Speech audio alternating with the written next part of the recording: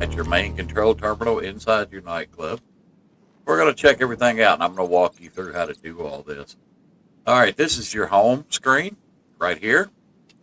As you can see, the nightclub is a very well-paying passive business. So yeah, warehouse earnings from 23 sales, $31 million.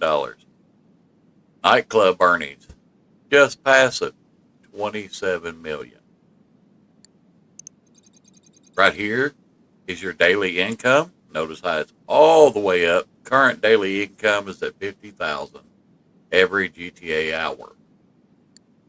Got your resident DJs. More on those in a minute. As you can see, my popularity bar is down just a little bit. And these are your warehouse technicians. These are the guys that source goods from your different businesses in the game. In order to have a passive nightclub businesses, you're going to have to own the MC businesses.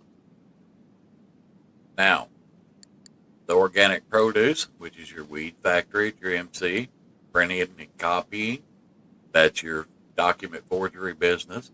Of course, cash creation is your counterfeit cash. The pharmaceuticals is the blue stuff and your MC businesses. Cargoes and shipments, these are your CEO warehouses that where they get these sourced from. Sporting goods. Sporting goods is your bunker. You must own those to get these.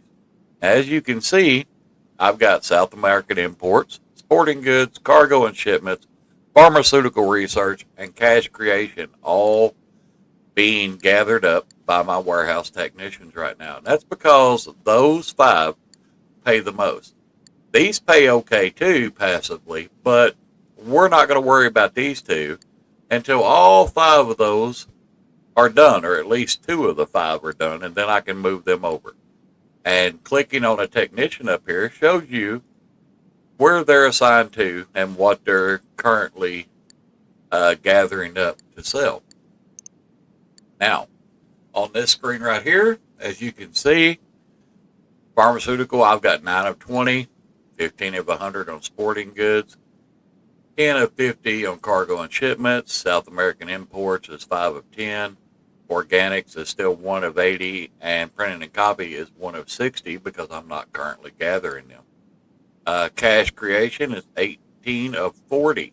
So, you can sell all these right now for $586, $750. But we're not going to do that. When this thing is completely full, it's almost $2 million. That's with all the upgrades. Each upgrade that's on here, they tell you exactly what they do. The equipment upgrade, purchase this upgrade to install higher quality equipment. This will improve the productivity of your warehouse technicians, allowing them to accrue goods faster. Basically, your warehouse techs are going to get stuff faster. Staff upgrade will reduce the daily popularity loss of your nightclub, which will keep that bar full longer. And the most important one, security upgrade. These guys keep your nightclub from getting raided and all that, and you losing profit or it getting shut down. Now, all we got to do to keep this going is make sure that the technicians are assigned to something that's needing to be cured, and you want to always start out with these 5. Once one of these is full, move them down to one of the other ones that's not. Let them keep going. They accrue goods in the background as long as you're logged into GTA and playing. You can sell some of the special orders, but most people really don't. They don't pay that well.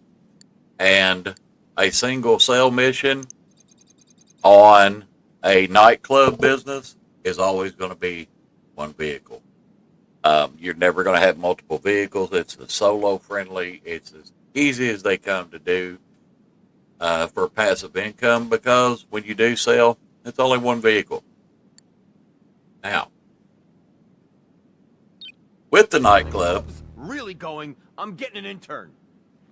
And I don't know what Tony's whining about over there, but don't really care. We're going to go out here to the actual floor of the nightclub. As you can see, You got all the lights, and I've got dancers hired. I don't have the fog machine right now because I don't need it. Um, all of this stuff out here is purely cosmetic. It's not going to improve the amount of cargo and goods procurement you do.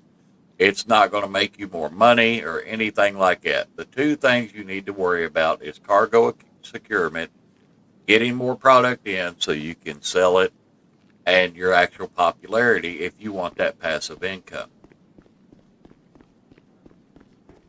Run back here to the office again.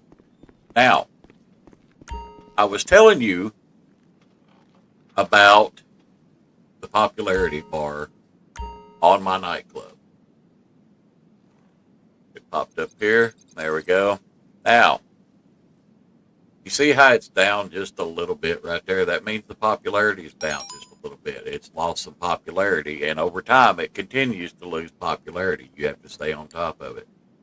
The quickest way to fix this, and doing this in the office with Tony is the worst possible place to do this. Because when you select another DJ, it's going to kick you all the way out to the entrance of the nightclub, and then you have to run all the way back through here. It's not fun, especially if you don't have a private nightclub set up like I do. So instead of coming to this terminal, you have three options. Basically, if you own the mansion, you can do it from your office in the mansion. You can also do it from the terminal downstairs in your arcade. But we're just going to go downstairs here. You can there's an elevator in that room there with Tony. One of my rides sitting right there. But we're going to go down to this elevator and go down. Let's go all the way to the bottom floor. We'll start out Terabyte Garage. I do believe it is empty, though, because I usually keep my Terabyte in the garment factory. But, yeah, it's not sitting out there. But each floor that you buy has space for cured goods to be stored.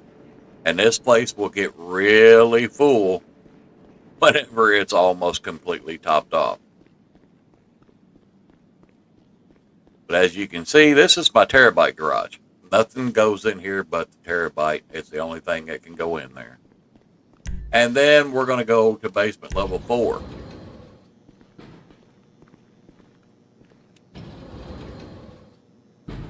Each one of these, when you buy the nightclub, you have to purchase these floors separately from the business. Here's basement 4. And some of my four-wheel drive vehicles I got crammed in here. I have vehicles everywhere. One day we'll go through them all. But on these lower floors, if you notice, there's a computer terminal right back here. Same terminal, just on the basement floor. But here's the kicker. That popularity bar, the quickest way in the game to fill it up, instead of doing the nightclub missions that are long and tedious and just not worth it, just book another DJ. And you see how it took the 10 grand up there? Yeah. That means the popularity bar is going to go up, and that will not move while you're logged in here. You have to back out and then go back in. Notice the bar is full because I changed DJs. Each time you change DJs, that bar goes up a little bit. And if it's really low down here, it's going to cost you a lot of money to do it this way. But I would rather spend 100 grand and do it in 2 minutes than spend 20, 30 minutes trying to build it up through nightclub missions. They're not fun. They're more annoying than anything. So yeah, most people do not do them. But here on level 4, you can actually see some of the goods are starting to be cured in this warehouse here. You can see some sitting there. There's some back here. And it's all just various random goods. The more they cure, the more the floors will fill up with different products. And we're not going to worry about any of that. Now we're going to go to basement 1. The rest of them are just, all the floors are identical except for the Terabyte Garage and Basement 1. Basement 1 is where your nightclub sale vehicles are. And I'm going to tell you something very important. Only purchase those two vehicles. You don't need the mule, the one that's parked here. It's a waste of money. It's slow. It doesn't handle great. And it's not worth it. Anything smaller than, say, 2 bars on the sales is going to go in that van. You see the stock down there at the bottom right? Yeah. Anything more than 2 bars, or less than 2 bars, I should say, will fit in that van. No problem. Anything more than that, it's automatically going to put it in that truck and not the middle one. Why? Because we don't own the middle one. We're not going to buy it. This is also your custom garage for these vehicles, the delivery vehicles, and I highly suggest putting armor on them. The armor plating, I mean, there's different styles. I don't really think the amount of armor you have on these are really going to make much difference. So, I mean, if you do the heavy armor plating, yeah, it's more expensive, but I think it looks cool, so I bought it. You got brakes, engine, all that stuff, all the lighting upgrades, turbo, transmission, the whole 9 yards, wheels, tires, bulletproof tires, the whole 9 yards. Now, your primary weapon. I used mounted missiles on this thing because they have the lock-on missiles, and they come in very handy. The proximity mines, I use them on the back because you can drop them and people will get blown up. I don't use a secondary weapon because it sticks up. If you go under a very low bridge, every once in a while that thing will get hung. So I don't put one on it. The same with some of the primary weapons. The remote missile battery, while it looks cool, it's really not. It's more of a hassle. As you can see, it sets way up above the rest of the truck, and it will get caught on stuff. So I use the mounted missiles. So whichever way that truck's facing, it's going to lock on anything ahead of me. And then the proximity mine's going to take care of anything behind me. And you will be chased by NPCs. Because that's just Rockstar, doing their thing. If you're in a invite-only session, they're always going to send NPCs after you on a nightclub sale. And that's just the way it is. And for those of you that are beginners, you should only be doing nightclub sale missions in an invite-only session. And I'm going to tell you why. Everybody always says, do public sessions. You get a money bonus. You get a money bonus. Yeah, you do. The problem with that is, for beginners and newer players, anybody under level 100 that it is not at max life should not be doing them in a public session. For one, you don't have as much health. You're automatically outgunned to higher level players. And they're probably going to take advantage of you because they have more money and better equipment. So you're an automatic setting duck if you're doing this in public sessions. And my way of thinking is, if I'm a low-level player, would I rather take the $2 million guaranteed and sell it in an invite-only session and walk away with almost $2 million? Or would I rather go for the little bit of bonus, go in a public session and take a chance on my cargo getting blown up and getting nothing? Because that's the difference. It's not worth it. A little money's better than no money. Remember that. You're not missing anything. You're still going to get the base pay. You're just not going to get the bonus. And as you can see, here's a bunch of the cargo they've already acquired. We're up to 612,000 now. It's acquiring while I'm walking around doing stuff. And it could take as long as 48 hours of playtime to fill this thing up.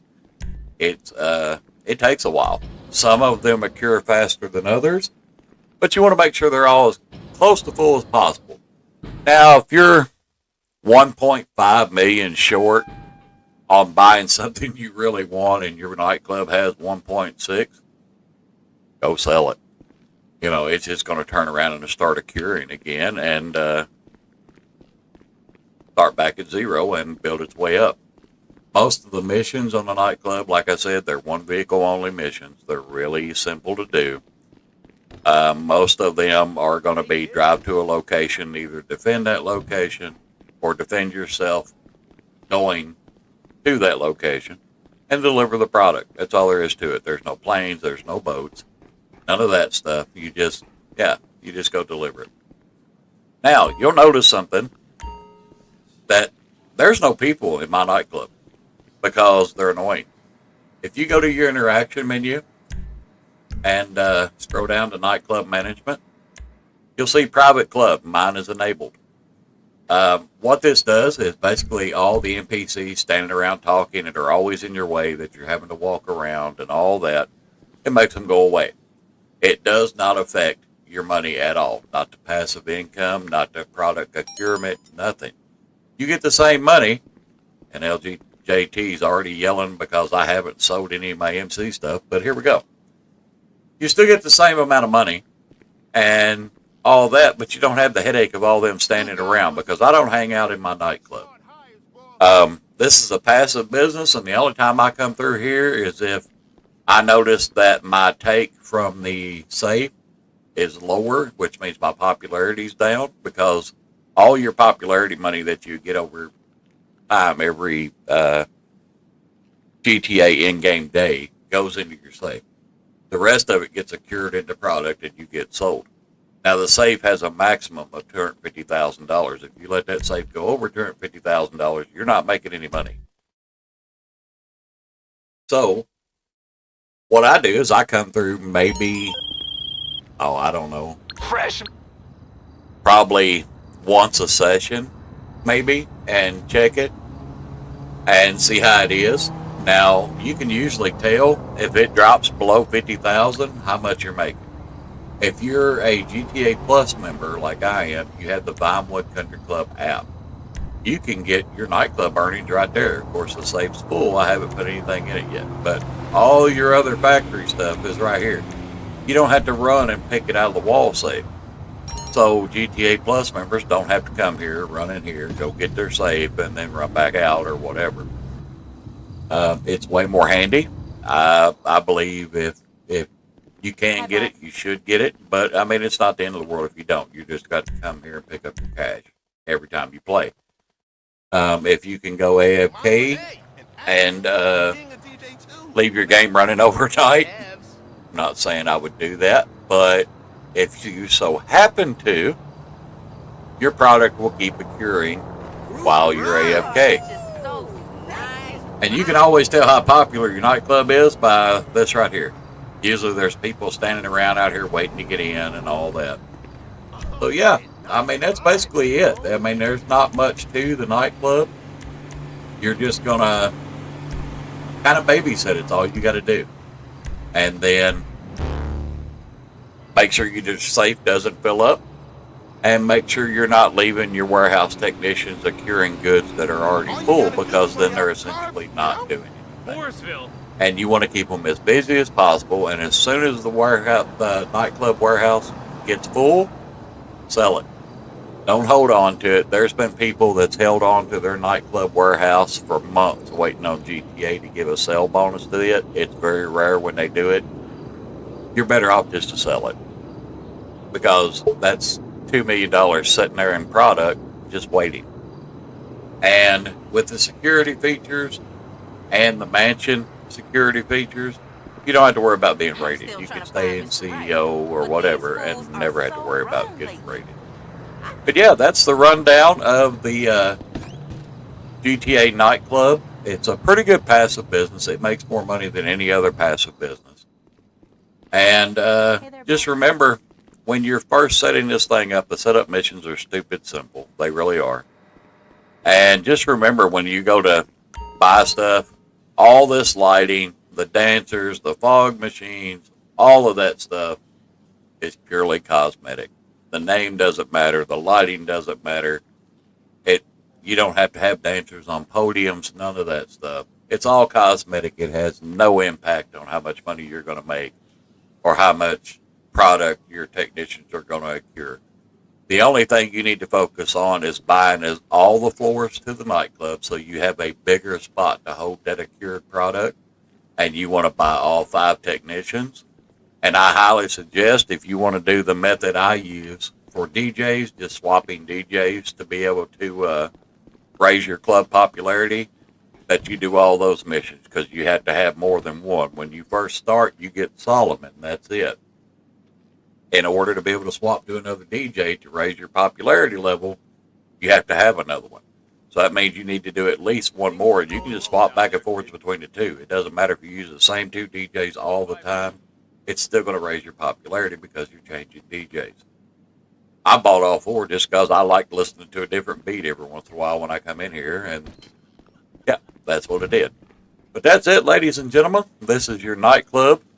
And yeah, it's a great passive income. I highly recommend it. And I will see you guys in the next video. Mission mount coming down!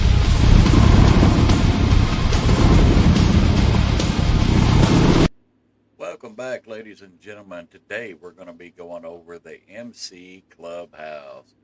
Now, as most of you know, there's biker contracts, and then there's also the mod shop where you can customize bikes for people that bring in your bikes to make money through the MC.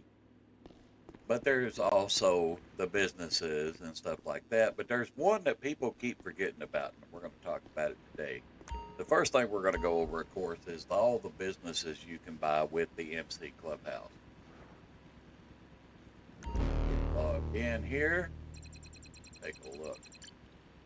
As you can see, here's all of them. You've got your documents forgeries that you can buy, and we'll hit buy business. See just about all of them here. And then, of course, the green stuff, those are the locations you can get, as well as the one I own out here in Mount Chiliad location. The counterfeit cash, and of course, that one's free right now. And then, of course, you got the blue stuff. Yeah, everybody usually buys this one, I believe. I'm not using that one. I'm using one out here in Toledo Bay. And then you've got the Coca-Cola lockup. And there's mine out here in Toledo Bay also. And all these throughout the city and various places in the game. As you can see, those are all the businesses you can currently buy through the MC Clubhouse here. And then we'll go right across over here, and we'll show you, of course, the contracts you can do if you're an MC Club president. And we're going to hit this right here. These are your contracts you can do. And some of them you're able to do, like this one here is solo. You can do it solo. You can do that one solo. But this one here is going to require that you have more MC members to be able to do. So, yeah, keep that in mind. Not all of them are solo friendly. You're going to have some people you can put in your MC to do some of these.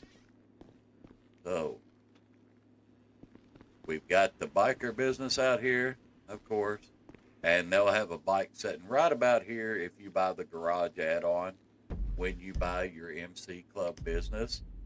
And it'll give you the opportunity to do just like the auto shop, where you buy, or you can upgrade customers' vehicles. Just like you do in the auto shop there. And right there we go. And of course, these are all your styles. And again, these are cosmetic. You can have whatever you want to on there. I just went with the default one because I could care less about how it looks, because most of the time I'm going to be the only one in here anyway. So I don't worry too much about it. Your club emblem, you can do whatever you want to with it. Again, it's all cosmetic. You can also have your actual crew emblem on the wall there too. Then your club name, of course, you can do it. And then there's the gun locker add-on, which I did not do. And, of course, the custom bike shop. And that's what you want to be able to work on customers' bikes just like you do in the auto shop. But now on to the business that most people forget about here, and that is, if I can get these people to quit calling me, GTA, this is annoying and nobody likes to do it, Rockstar. Just so you know, people don't appreciate it. Look here. The president Anyway, of the the passive motorcycle income club. people tend to forget about here is you can come right over here to your bartender What you and want then? you can order a drink or you can hit resupply bar. We're going to do resupply bar. And that's going to put us in a mission to go retrieve. Oh! Now, we don't care about talking to you either, dude. We're going to go get a whole bunch of supplies for the bar and bring them back. And keep in mind, you don't want to damage these supplies. If you're getting shot up or you're crashing into stuff, you're going to damage them and you're going to lose supplies.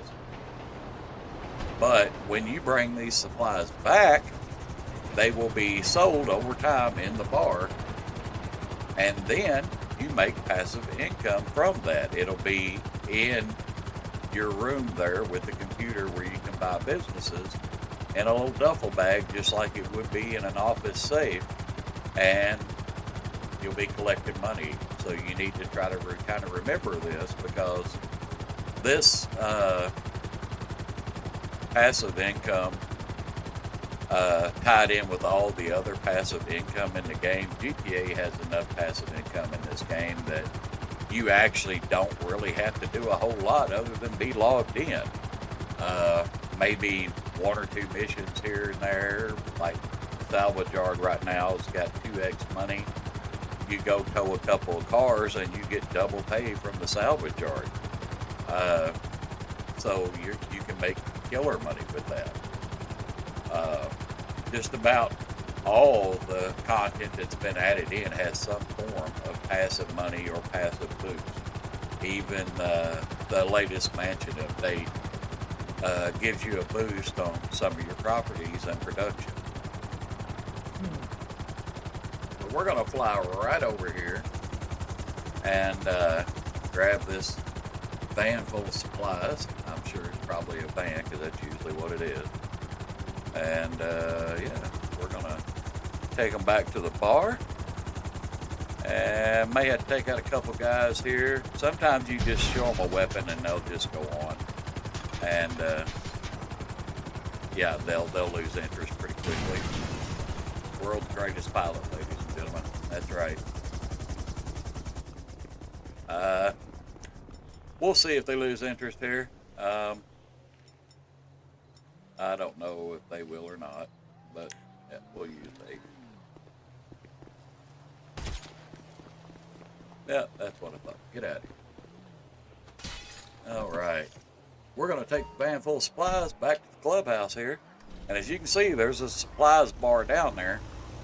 So we don't want to be crashing into stuff or any of that or driving carelessly and recklessly, because we want to keep all the supplies we can.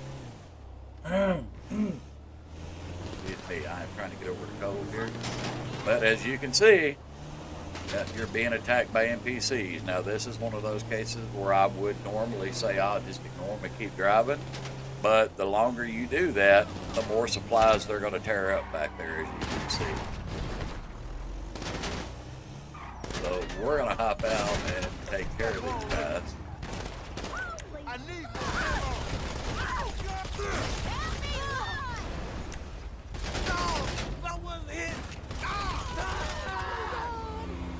Righty. And as you can see, our supply bar is down pretty far already here. So yeah, we got to get going.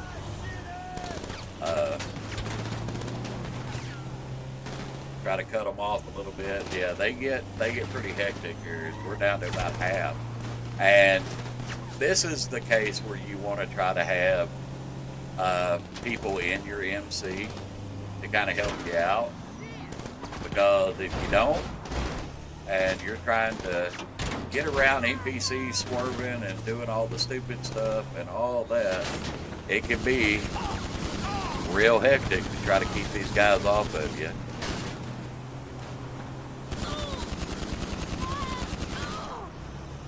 Alrighty. As you can see, the supplies are already down to red, but it's just for this video, so I'm not too worried about it. I don't really care about how many supplies I have left or any of that. We'll get there as long as we finish. That's what we're doing. We're headed that way, gung-ho, wide open, and going to get there in a hurry and get it delivered so you know what you're dealing with here. There they go shooting again.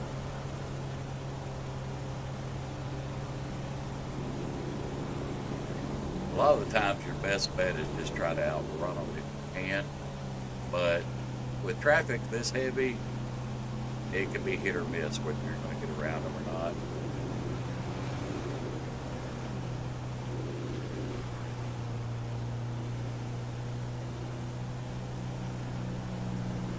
Alright. About a mile to go, and as you can see, there's not much left on the supply bar. Yeah, these waves of vehicles are just stupid. But if you've got a good crew with you on your MCs and stuff, yeah, it's a great way to make some passive income.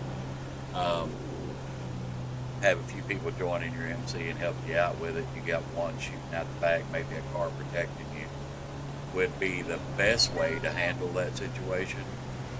But you can do it solo. You just kind of wait your time out there and kill them as they show up, and hopefully, wipe them out before they take all the product. But the Lost MC, they just get stupid with the amount of people they send after this business, because I mean it's not that crucial. It really isn't. But we are back at the bar here, and we'll deliver these here. Yeah, your daily bar earnings will be available to collect here soon. And like I said, right here, you can see that money sign flashing there by the computer. And they will pop up right back here in a bag, and you just walk up here and collect the bag. So it'll be sitting right in this area here. And that's all there is to it. So yeah, that's the passive income with the MC business here, and you can restock the bar and keep it going, and it will actually help you a whole lot. Poison? I mean, as you can see, you can go right back to resupply another one if you want to.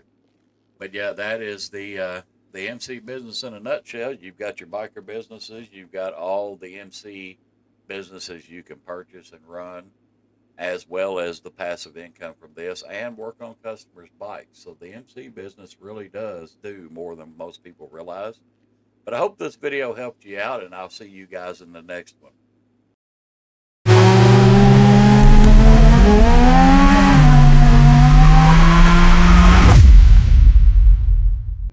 Welcome back, ladies and gentlemen. Today we're going to be running the KO Perico heist, showing new players how to get it done in under 15 minutes so we can do the Elite Challenge.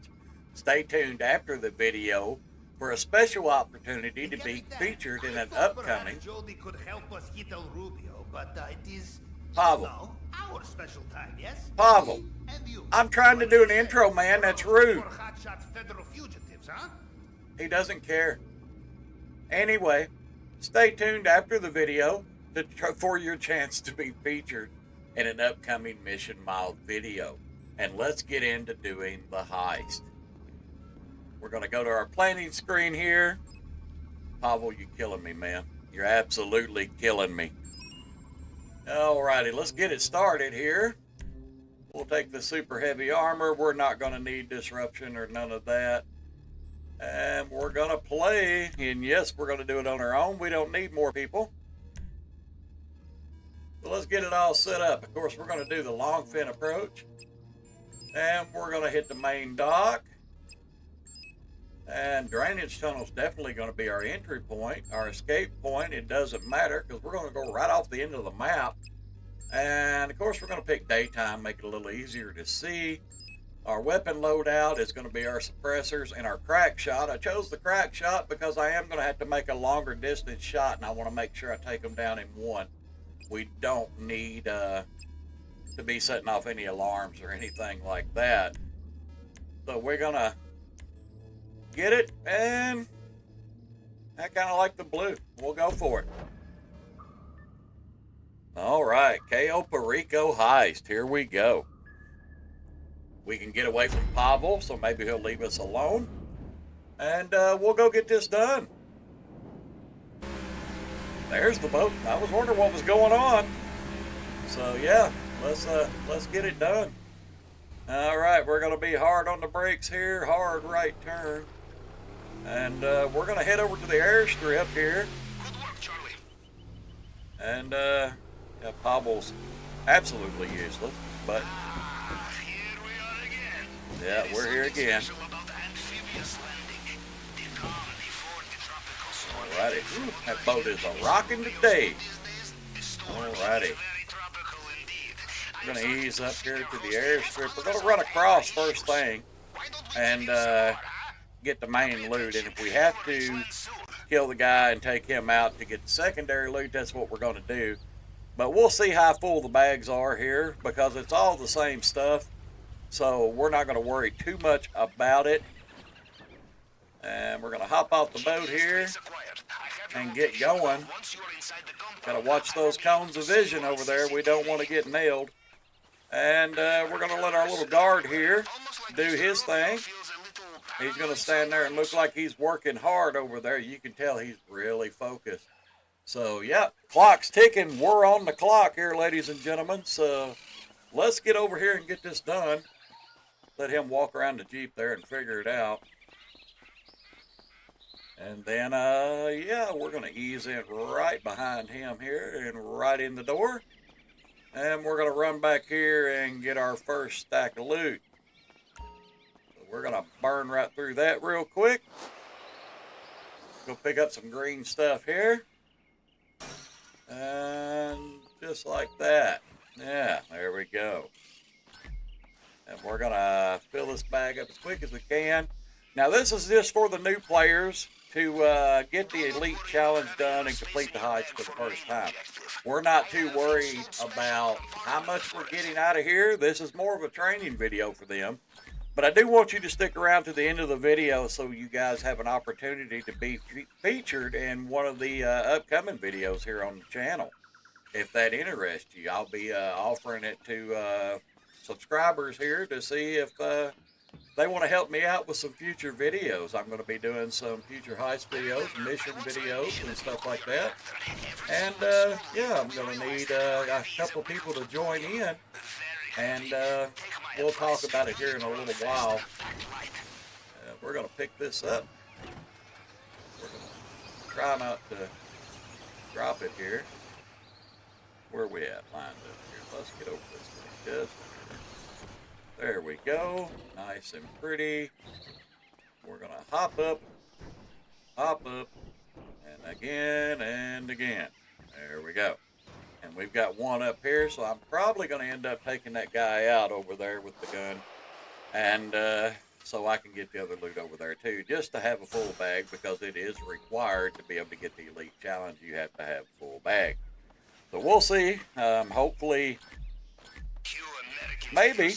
Yeah, we're definitely going to have to take him out, because I think we're going to be a little short. No, there we go. We hit it, so we don't have to take him out at all. So we're going to do this with one shot. That's it. No having to kill extra people. No setting off alarm. Yeah, I see you out there. We're going to let you come right on by, you know, because you're doing a fine job out there. You're all highly scoot on out of here. I was thinking I was going to have to take out the guy that's walking around over here, but I don't need to now, so we're going to get out and go over here to our boat, hop in, and we're going to get out of here. Back in this Look at there, the boat's still right here too. Man, GTA is smiling on me today. We will take it. So that cut my usage time down real quick, so we're not going to be in no big hurry to get this last part done so we can finish in under 15 minutes. So that's what we're going to do here. We're going to zip on out of here, get out of the way, dude. I got to go. You got all day to mess with you. Now we're going to go around to the drainage tunnel, and we're going to go in through it, pop up right inside the compound, and we're going to get the ruby necklace and get out of here. So let's get going around through here. Man, that water's pretty. Kind of makes me want to live out here on this island. Not going to lie, I could enjoy being out on the beach all day and having a nice drink and watching the waves roll in. I would absolutely love it. Maybe even get a little fishing in. Love to do a little fishing. That'd be cool. Honestly, a shame that they didn't implement fishing in this like they did Red Dead Redemption 2. How cool would it be to be out here fishing on your boat and pulling a nice big shark? That would be awesome. And you got homeboy in our boat here in the way. Man, I need you to go, and I don't know what you're doing, but you're getting on my nerves. Yeah, I got things to do here, man. Come on, Hoss, go. That thing has the throttle on it. I know it does. All right, we're going to hop off in the water here, and we're going to equip our rebreather so we don't drown, because, you know, we can't be doing that. And now we're going to cut through this grill. Now, there's several ways to do this, and everybody has their own way of doing it.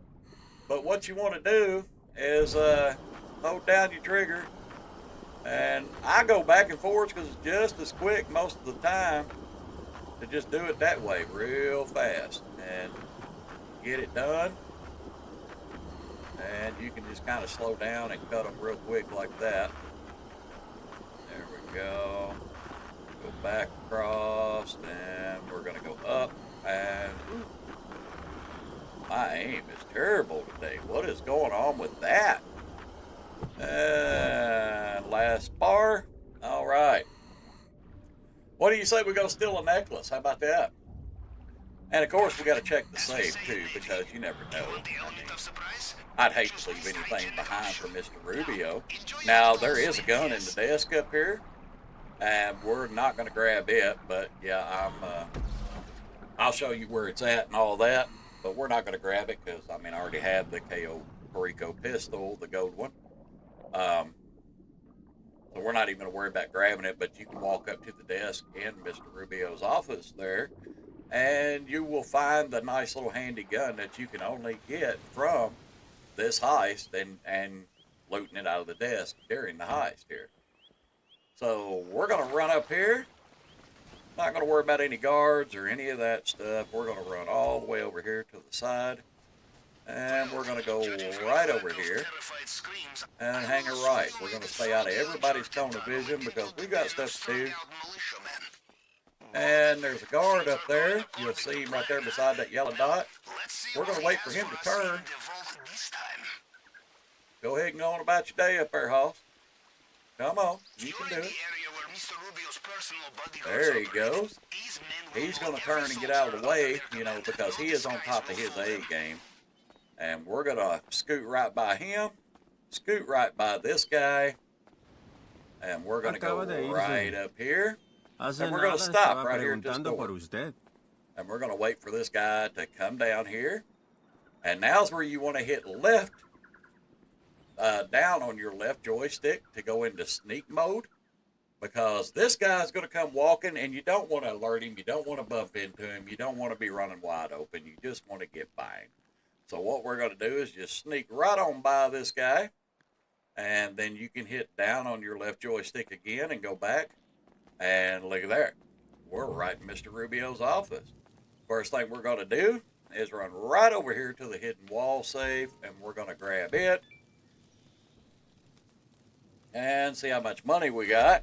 Oh, look at there. Weapon collected, the pistol. Look at that. And there's a key card right here that if you need it, but if you unlock that door there, or drawer, it's going to be right in there. So, yeah, that's where that pistol's at. Now we're going to hack the fingerprint scanner here. This is easy enough to do. You're going to start at the top and then go one over. It's one, 1, 2, and then that was done. And I'm doing it a little slow so you guys can figure it out here. There's the top. Top, 1. Top, 1, 2. Top, 1, 2, 3. That one's done. And then, there we go. And 1, 1, 2, 3. Whoop. There we go. 1. There's that one. Come on. 1, 3, 4. And that's all done. There you go. You just count over. No big deal. In and done. And then we're going to run down here. After we hop in the lovely little elevator here.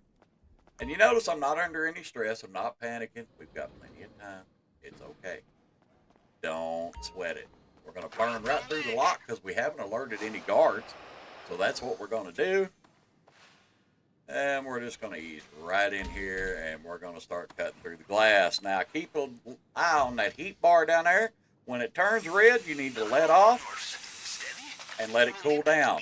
There's a little delay when you let off, so don't overheat the thing. And usually 3 or 4 times here, it'll cut right through.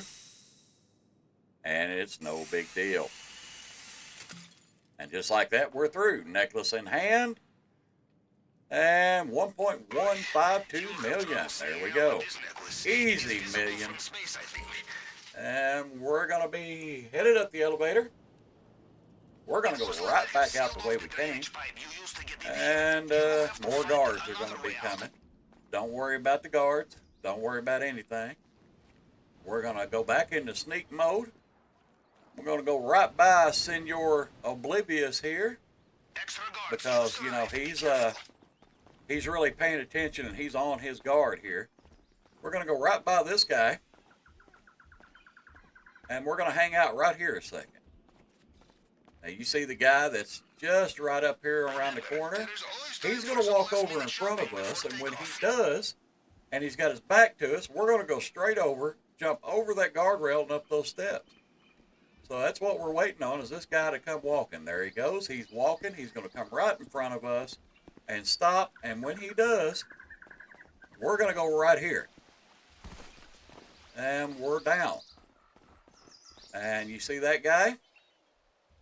He's facing this way, so we're not going to mess with him. We're going to let him get right by us. And we're going to go for the door. And just like that, no shots fired. They didn't see us. And we're about to get out of here. We're going to kill one guy. We're going to steal his motorcycle. And we're out of here. Come on now.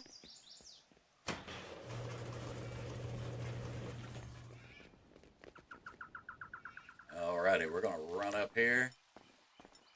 And we're going to take this pistol out. And we're going to pop homeboy right in the back of the head there. And they still have no idea what's hit them. We are almost home. Just get out of there. And now we're gone. Look at that. This guy's going to fire a pot shot at us, but it ain't going to matter. Because we are out of here. And we're going to go right beside this tree. Right out here. And we're gone, ladies and gentlemen. Now, you can swim to these mines. Right here. Be sure and put your rebreather on. You don't want to die. But we're not going to go there. Since El Rubio's alerted and the boats are coming, we're going to go right down here. We're just going to keep swimming. Keep swimming. Now, you see how they're firing. We're not going to worry about it. And the reason they alerted whenever I killed that guy and shot him in the head is because I didn't use a silenced weapon. I actually picked up an extra gun out of the safe and wasn't paying attention. So it doesn't matter though, because we're going to get out here, and right past this big rock up here, you're going to see a spot where you start seeing a really tall seaweed. But when you get right past these little things right here, guess what? Game over. We're out of there. And all just like that, ladies and gentlemen, all done. We had to kill one lousy guy. One headshot, stole his bike, and we're out of here. And this, of course, is the cut scene at the end here. And as you can see, they hit me a couple times with the chopper, but I don't care. That's why I put on body armor and all that stuff before we take off and start doing the heist. So we're not going to worry about it. Look at that. Platinum. Yeah. And a little over $1 million. That's cool. 100% of the take. Elite challenge accomplished. And that's taking my time, ladies and gentlemen. That's not running hard. That's not freaking out, worrying about nothing. That's 14 minutes. That's all you got to do. Just take your time, ease around, and be done with it and all that. You know, you don't have to panic and be sweating it and all that stuff. People make this way too hard. But we're all done. And, yeah. That's about as easy as you can make the Cayo Perico heist, people. Just run in and get it done. As for the scoping of it and all that stuff, I've got a video out that shows you how to scope the island and all that stuff already that I'll link at the end of this video for you. And that's an easy $1 million for 14 minutes and 16 seconds worth of work. That's all it took. You know, in and out, done, and over. So, yeah, gotta love that. Easy money. Yep. Victory cigarette. There we go. All done. So, yep, we'll take it. Hey, that'll work. All right, ladies and gentlemen, that's our Cayo Perico heist for beginners today. Like I said, be sure and stick around, and I'll talk to you here in a little bit about how to be featured in a future Mission Mod video. I hope y'all are having a great day. All right, ladies and gentlemen, I hope you enjoyed the quick heist tutorial video for all the new players out there and some of the OGs that may not know how to do it and complete the heist challenge there, the elite challenge. As promised, I'm going to be selecting 3 of my followers to be in a future Mission Mod video. We're going to be doing missions, maybe even some heist, stuff like that. I'll fill you in on all the details. Be sure and comment below on this video and say, yeah, I would like to do it. And make sure you're a follower to be eligible. And I will pick someone within the next week, probably next Wednesday, and let you all know who the 3 lucky ones are that are going to be in the future video. Y'all have a great day, and thanks for watching.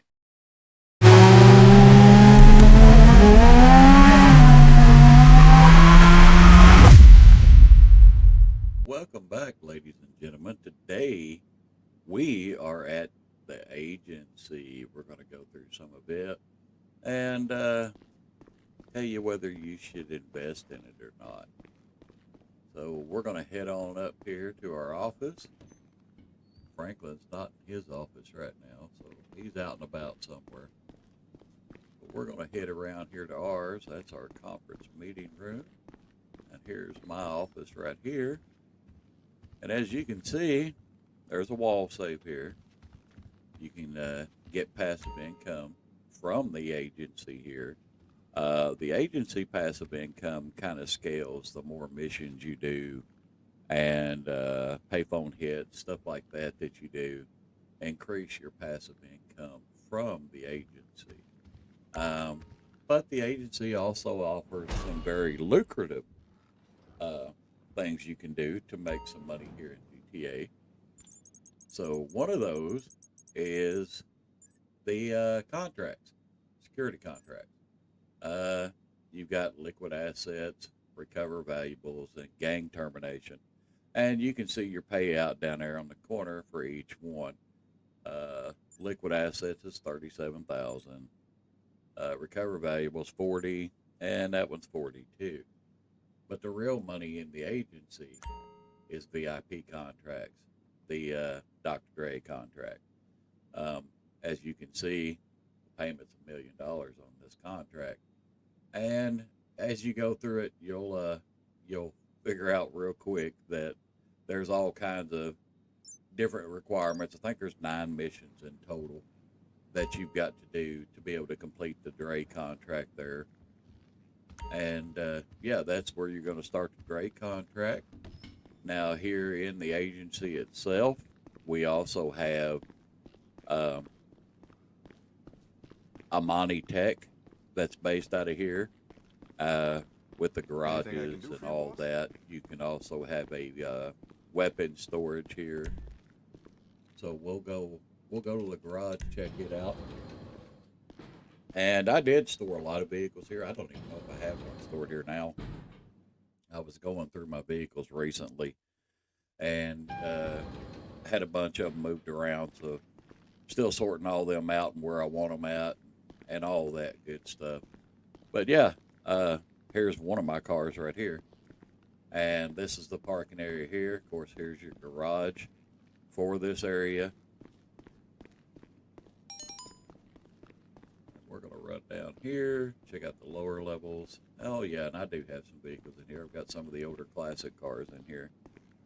So, okay. And, yeah, this is basically your garage here. You've got an elevator here where you can go up and down and all that. We're going down. But, yeah, most people do these for the agency, for the Amani Tech, and you can also get the missile lock-on jammers and stuff for vehicles. So yeah, a lot of people do want that capability with the agency and the vehicles and all that. The missile lock-on jammer really comes in handy, especially when it's griefers on Mark IIs running around. It makes their life a lot harder when they can't hit you.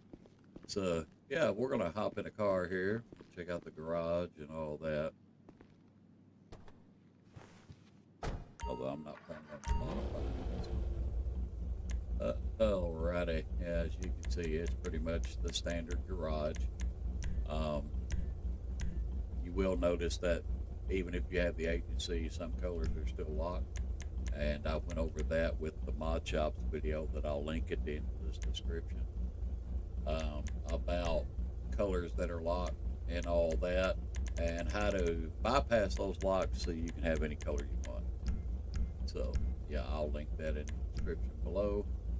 But for the most part, most people only use this garage for the like I said, like the Amani Tech. They want the missile lock-on jammers and all that.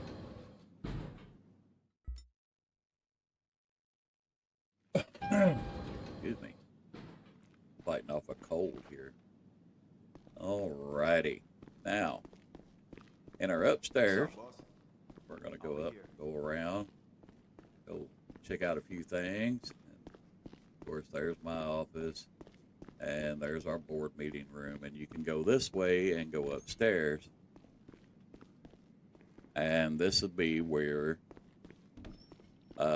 your weapons room and all that stuff will be located in that area there. It replaces that if you decide you want the weapons and all that. And then, of course, you've got the office area here. You can come grab free snacks and all that stuff. And, yeah, you know, grab snacks, whatever you want. So, yeah, there's all that. Your sleeping area is also up here if you get that area with yours. I didn't invest in all that. And then you got a little lounge area here where you can watch TV or whatever. But yeah, there's not a whole lot to this.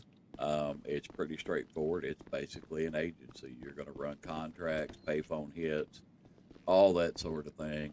And you can call Franklin when you're out and about if you don't want to come back to the agency to request a payphone hit, and he'll call you up on a payphone, give you a target, and you'll go out and make some money. Most of the time, the payout is $15,000 per payphone hit, plus it counts toward the amount of jobs you've done for the agency. The flat rate payout for it is $15,000. and you get bonus money if you do it a certain way. Each client or payphone hit has something odd way they want you to take them out. So yeah, you can do that. And I don't remember how many missions I've actually done for the agency. I haven't messed with it a whole lot. I haven't really found anything I needed to do. So I've earned 363,000, 3 contracts complete, and 1 asset destroyed. So that's how many I've done of them. And yeah, I haven't done the Dre mission yet because I've been holding off on it and going to make a video and the walkthrough on how to do those missions and all that. So yeah, but that's the agency in a nutshell. And as you do businesses and stuff, you'll get little trinkets on your wall behind your desk here and little trophies, stuff like that. Like the golf club is from one of the first sets of missions you'll do on the Dre contract. And of course, I don't know where this little guy came from or why he's even up there. But yeah, you'll definitely be wanting to get the agency, in my opinion. Especially for the Dre mission, the Dre contract. The first time through on the Dre contract, I will tell you this, it takes a while to do because of all the cutscenes and all that. But when you replay them, it's not near as bad because you can skip all those cutscenes and get through them pretty quickly. So yeah, I definitely highly recommend investing in the agency. The passive income is only $250 a day when you first start out for every in-game day. And I mean, it's not great. But as you complete all the requirements to be able to up that passive income, you can get as much as $20K, I believe, a day, which would be a really nice passive income boost. If you max out all the passive income options that you have in GTA, you could literally like make millions without really having to do much. Just kind of passive income collecting is all you really got to do. So yeah, there's not much to it. Like I said, you got your garage and all that.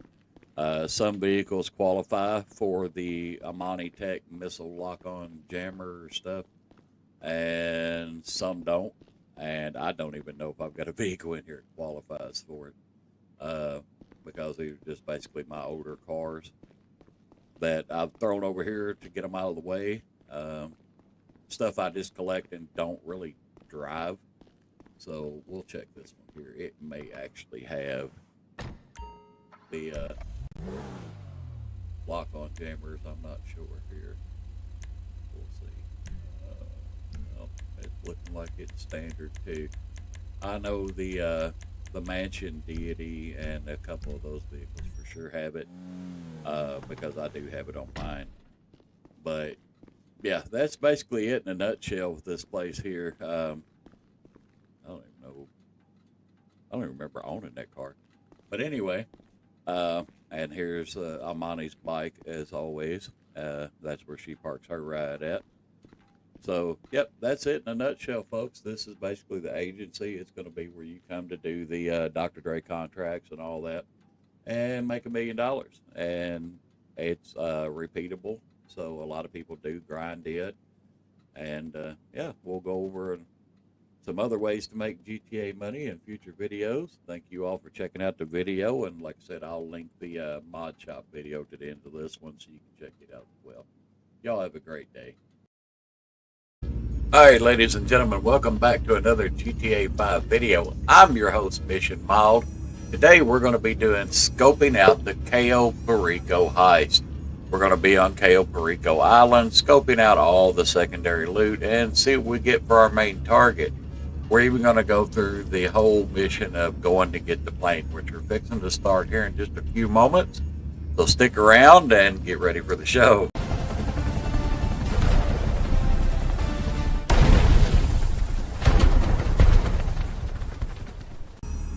All right, ladies and gentlemen, as you can see, we are here on our Kasaka sub, and we are about to start gathering intel for the Cayo Perico heist scope out mission. So let's get into it. First thing we're going to do, and we're going to do this the easy way for beginners. So if you're a more veteran player, you may find this boring, but might be watch along just in case there's something you didn't know. First thing we're going to do is go to our map. We're going to switch our view, and we're going to find out where this plane's at. And it's all the way up there. And I really don't want to fly up there. So what we're going to do to make the transition fast and easy, we're going to move the sub to shorten our distance down. Because we've already got to fly all the way south. But as you can see on our map down there, it tells you where your sub's at. And when you move it around, we're going to get it as close as we can. That's pretty close. But either one of those is a lot closer. So let's go that way. Now we're going to move the sub and let it transition over. And then we will start back. And yeah, we'll jump right into getting that plane and hopping over to Cayo Perico Island. And then we'll go check out what kind of loot we got. Hopefully to be a good one. With my luck, probably not. But we'll see. Come on, cutscene. You can do it. There we go. Now we're going to stand up. We're going to go run and hop into our Sparrow. And fly right on over there. Take out like 4 or 5 guys. Hop in the plane and we're off to Cayo Perico. So here we go. Let's get it started.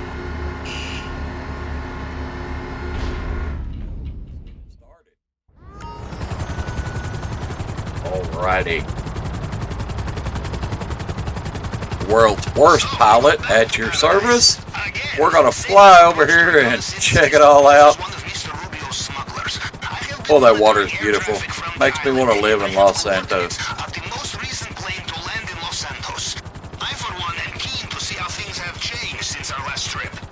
I'm betting they haven't changed that much, Pablo.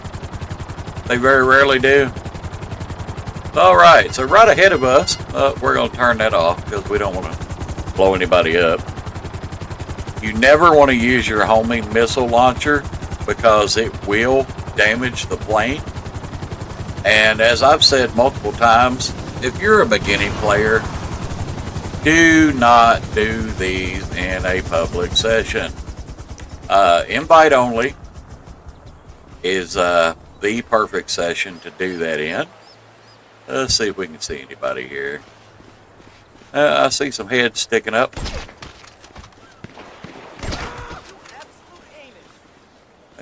We're going to gut shot you. Get you down.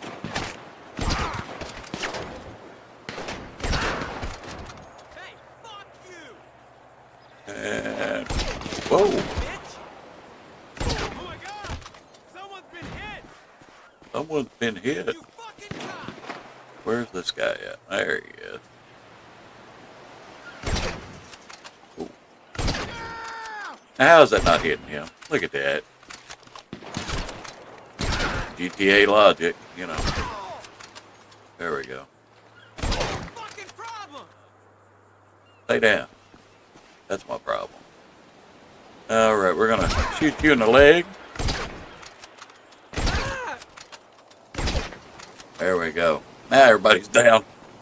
Man, I'm a terrible shot today, but that's okay. We'll make it work. Put the gun away. We don't need all that. Alright. Would you look at that? The door actually shut. Most of the time, whenever you get this plane to go fly to Cayo Perico, for some reason, the door of the plane doesn't shut most of the time. So, yeah. But we're going to go this way and start heading toward Cayo Perico. Now, up here, you see where that windmill is? Those people will shoot at you. It's some kind of little colony. I can't remember exactly what it is. I've been up there a few times for missions, but I can't remember what their deal is, but I know it's a bunch of weird people. See the guy on the rock there? They're not friendly. So, yeah, we're just going to stay away from them and zip on out this way. And off to Cayo Perico. And then I'm going to go real slow with the island scope deal so you guys can see how beginners should be doing this to guarantee that you will finish the heist. But yeah, that's what we're going to do. This thing lined up. And normally I would speed through these videos, but since these are beginner guide videos, I try not to speed through them so you get the whole experience and you understand what's going on and why you do things a certain way with this heist. So, yeah, that's what we're going to do. And that's alright, it gives me time to talk to you lovely folks, so we'll see. We're almost into town now, and there's a reason you do this whenever you're in an invite-only session. And that's because of the simple fact that griefers are real. Even in this day and age, people will come along and try to shoot down your plane just because they can. And with you having to fly right through the middle of the city, the odds are of the Oppressor Mark IIs flying around probably going to shoot you down if they get a chance. For some reason, they just think it's funny to inconvenience people and mess up their gameplay. And I know there's going to be people who say, well, you know, Rockstar introduced this, and it tells people when you're doing stuff like that, they're promoting griefing and all this other stuff. But at the same time, players have to take accountability too for their own action. So this is what we're going to do. We're going to ease over to Cayo Perico and see how we're doing. See what we got for loot.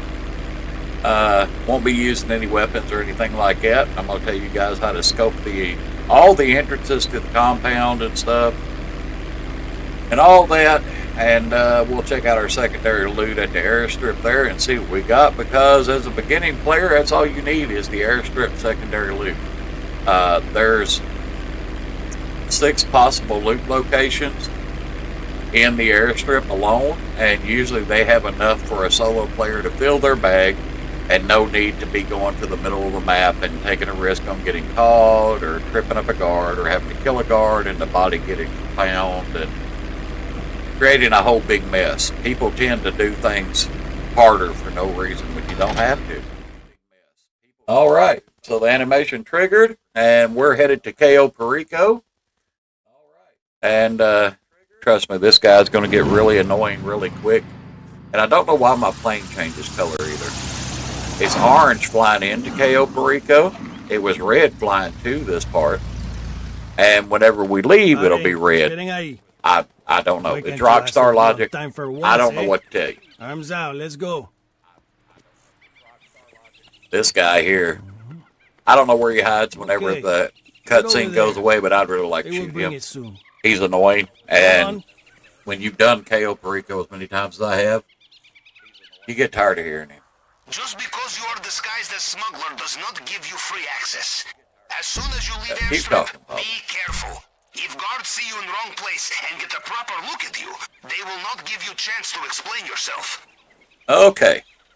Now, we're at Cayo Perico Island. We're going to be checking right in here because there's 2 places for loot on the bottom and 2 places for loot on the second floor. And then right in here is another 2 places for loot.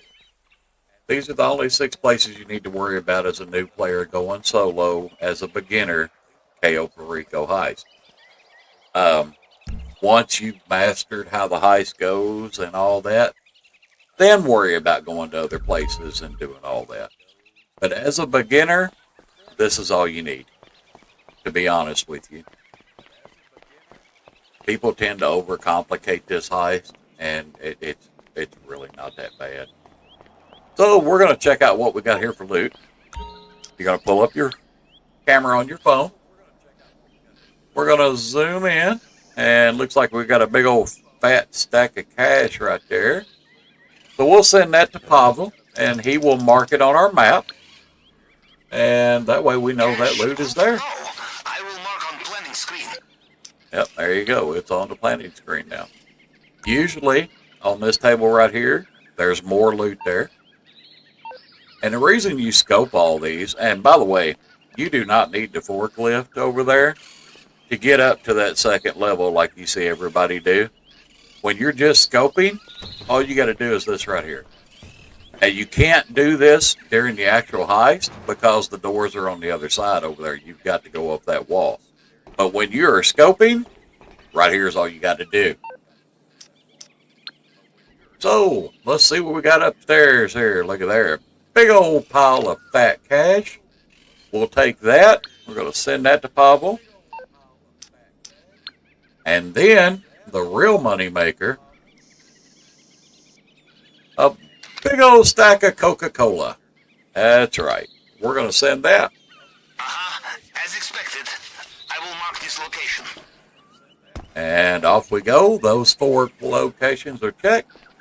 Now, I know between those 3, it's probably going to be me a little short on my bag space. And just in case it does, we're going to go over here and check too. Also, you should probably note if you ever need a disguise, there's one right here. You can also take these pictures of these locations, send them to Pavel. He'll mark them on your screen. For what we're going to be doing. A useful disguise. It will not be perfect, but could get you out of difficult situation. I will make note of location.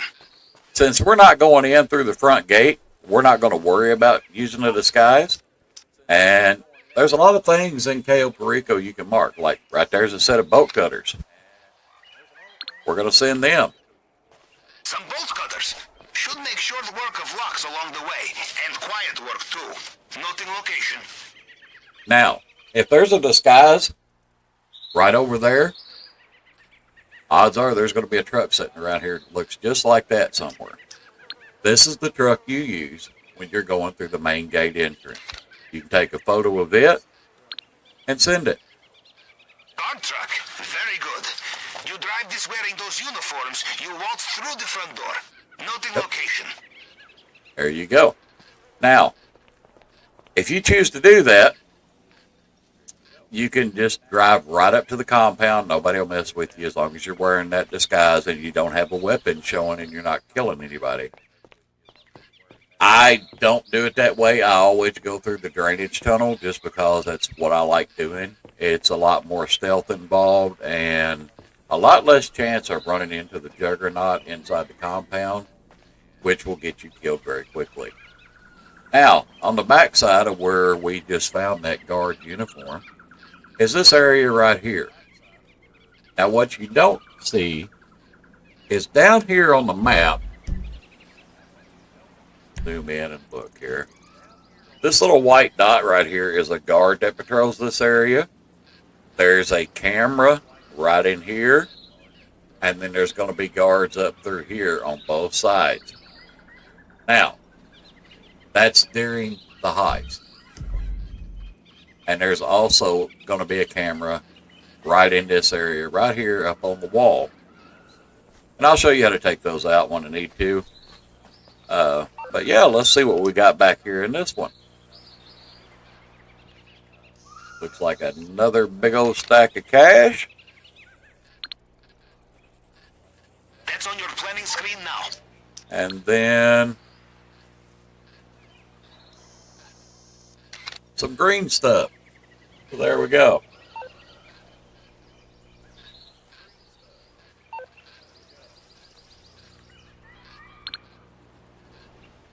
I have a feeling Mr. Rubio has very good marijuana. Will fetch good price. We're going to call it green stuff, Pavel. I'm not trying to get hit with a friction. But anyway, now, there's that. And see how this guard's white? We don't have to worry about what he's doing.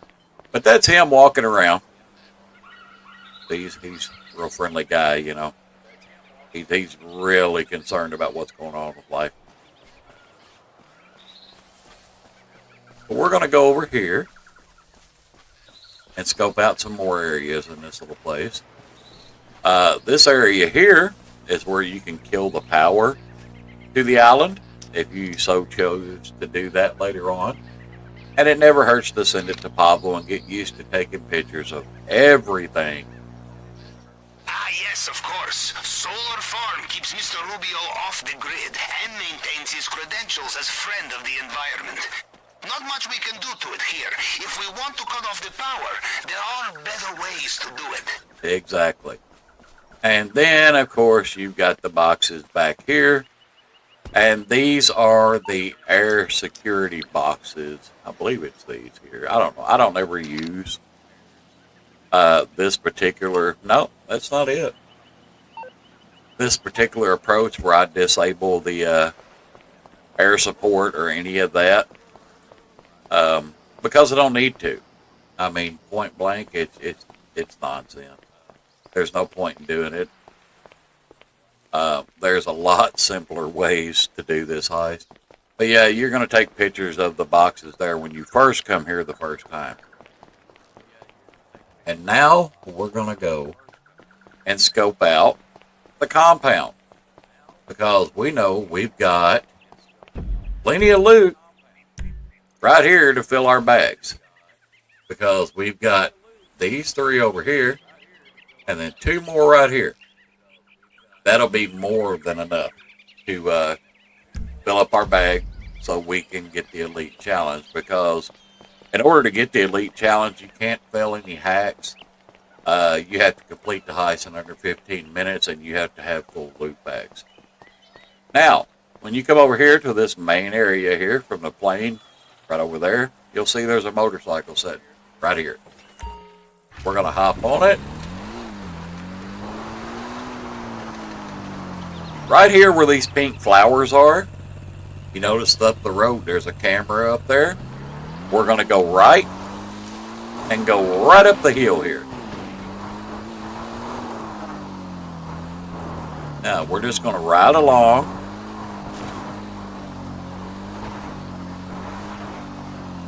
You can also take a picture of that graveyard if you want to. You can come down here. There's random stuff usually. Yeah, like the big whale. Sometimes it's here, sometimes it's not. But yeah, you can come down here, snap a picture of it, and send it to Pavel just for fun. Well, you do not see this too often on dry land. It must have become beached. You know, I think I have met such a creature once before. Years ago, I was abducting CEO of one bank from cruise ship not so far from here. And actually, never mind. I do not wish to speak ill of the dead. It's Pavel. I don't know what to tell you. But anyway, now you see the big red circle with the cone of vision on it? Those are guards that are driving around. We're going to give him a few minutes to get out of here. Because we're not in no great big hurry. Because you have all the time you want to scope this island out, check things out, and we're going to go right across through here.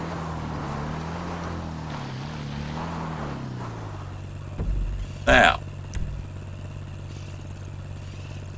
we started right here. We cut across and then went right through here. Now we're sitting right there.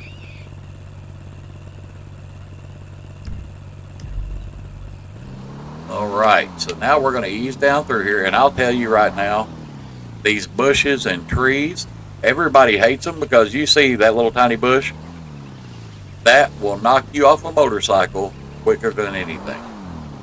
And it hurts. These right here aren't too bad. Now, this right here is the tricky part. There's a guy up there in that tower. You see that big tall cone of vision that keeps swinging around right there? That one? That means he's out here looking. If you run through here right now and hit that cone of vision before you make the jump, he's going to stop you mid-track and you're busted and had to start over. If you get busted doing this, that bike will stay wherever you got busted at. So if he catches you right here, that bike will stay there. And then you don't have it at the entrance. There is another bike a lot of the times that sits along this road right over here. Right there. And yeah. You'll be able to grab it if you have to, but you shouldn't have to. And yeah, we're going to wait for him to turn again, and when he does, we're going to gas on it as soon as we make sure this guard is not in our way. Yep, he's going the other direction. We're going to be fine.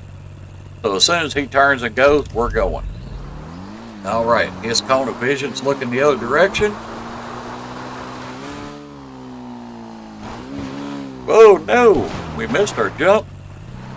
That's the good thing about the cone of vision, because if you mess up and hit that rock like that, you can come right back over here as long as you didn't land in the water.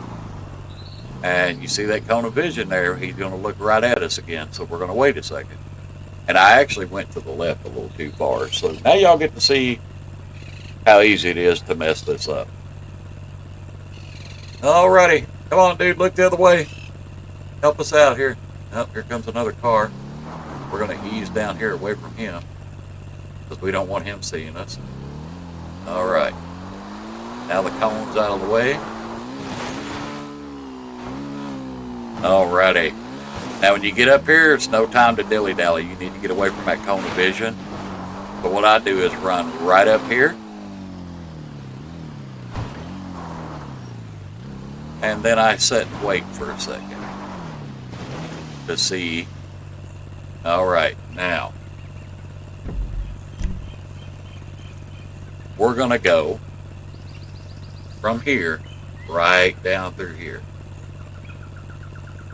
And that car right there, or that guard right there, we're going to wait for him to quit looking that direction and make sure there's no cars coming, because we don't want to get nailed. Alright, so now you'll hear the camera beeping, because we're going to get really close to the back side of it. And then we're going to ease right down here. See that Jeep coming?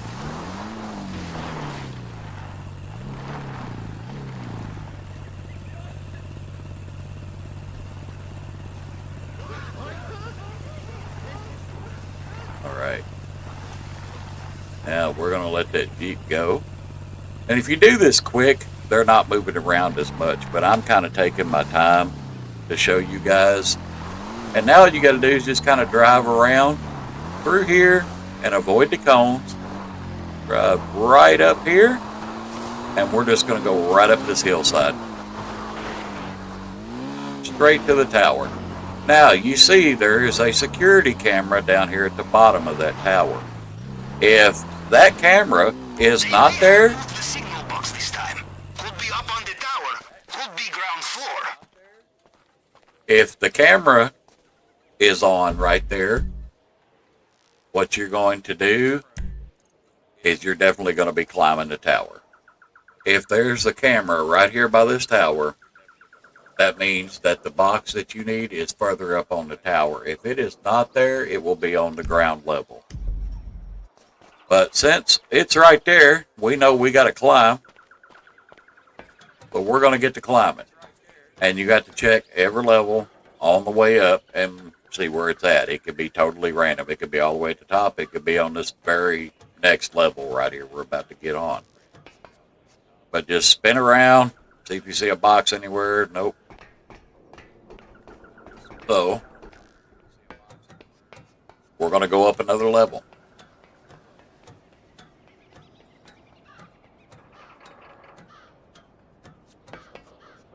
And no box. So we're going all the way to the top. Which is fine. It doesn't matter to me. Easy peasy. Like I said, we're not under a time limit. We have all the time in the world to do this. All right. And looky there. There's a grappling hook. That's another way into the compound. And just so we know it's there, we're going to send that to Pablo. A grappling hook, ideal for the section of wall we discovered. Noting location now. All right, now we're going to hack into the security box. And this right here is just going to be kind of trial and error for you.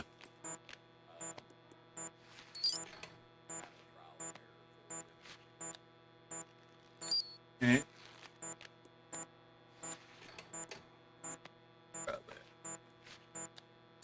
I don't think it's going to. Yeah. And if you screw it up, it's not that big a deal. It will just reset here in a second and give you a different one. Come on. Oh, there's what I needed. And then that one should get us 75. There we go. Get the buttons to work right. It'd work a lot better. There you go. You see connection successful. And then all you do is pull up your phone, go to the little pinkish purple app, and then it's going to spawn you in. Let's have a look in the vault room. You're going to use on your controller, which I use an Xbox controller. You're going to turn left and right and scope everything out. There's a really cool little cutscene right here in this area when you first do this. That big panther you see down there on the left of your screen actually eats somebody.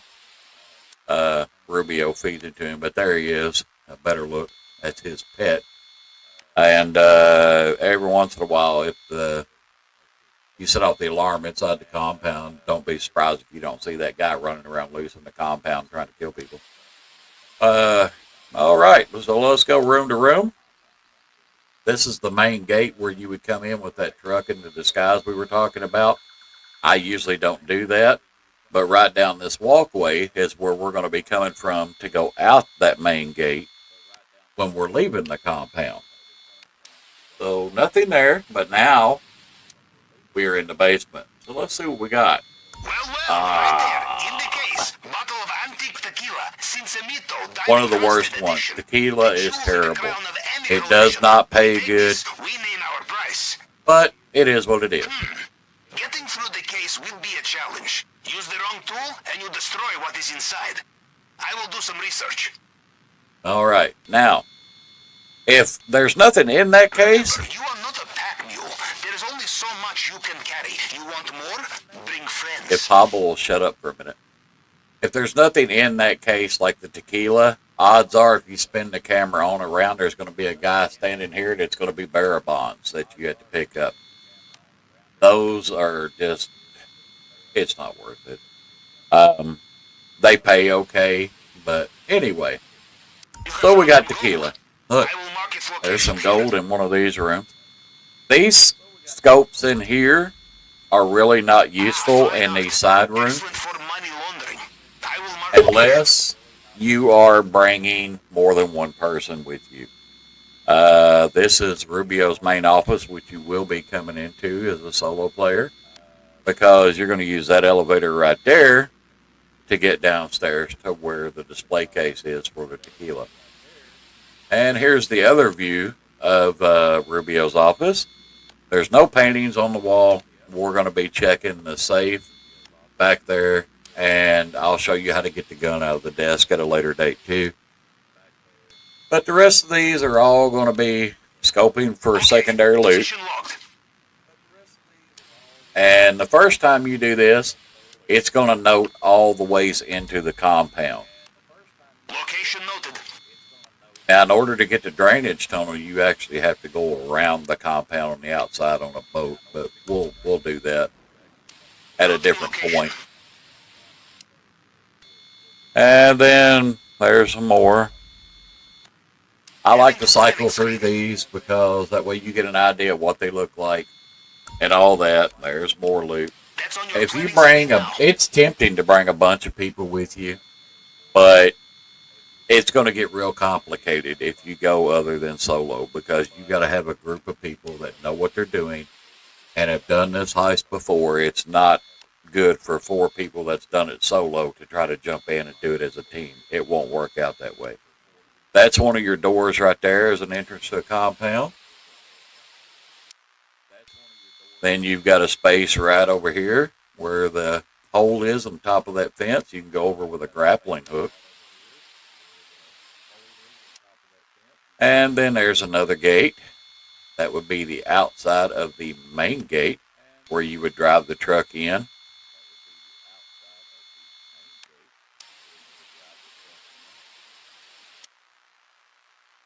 And over here's another side door.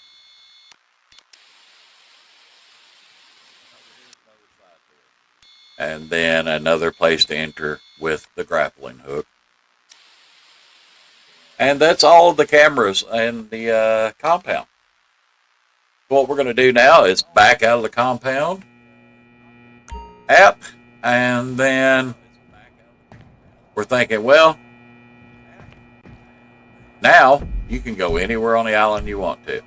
If you want to screw around and scope out stuff and all that through mid-map and the docks and all that, feel free to. It's not going to hurt anything, but the loot you should be focusing on is getting the main target out of the compound and then right here at the airstrip as a new player. These two are the easiest approaches to do. Because of the simple fact that you can come in the drainage tunnel that's going to be located right over here, and you will pop up right there. And we're going to dive off and go splat, and it'll teleport us right back to the airstrip. Because if you get caught, they return you to the airstrip. If you die, they return you to the airstrip. So, here we are right back at the airstrip. And that's how you scout Cayo Perico. It's not hard. And, yeah, your main loot's going to be right there in that building. Your secondary loot's going to be right behind this little lounge area they've got set up right back here. And as you can see, the truck's still sitting there. But yeah, it's going to be right there in that building. Now remember, in order to do that, to get the loot out of here, there's going to be a camera right here you have to take out.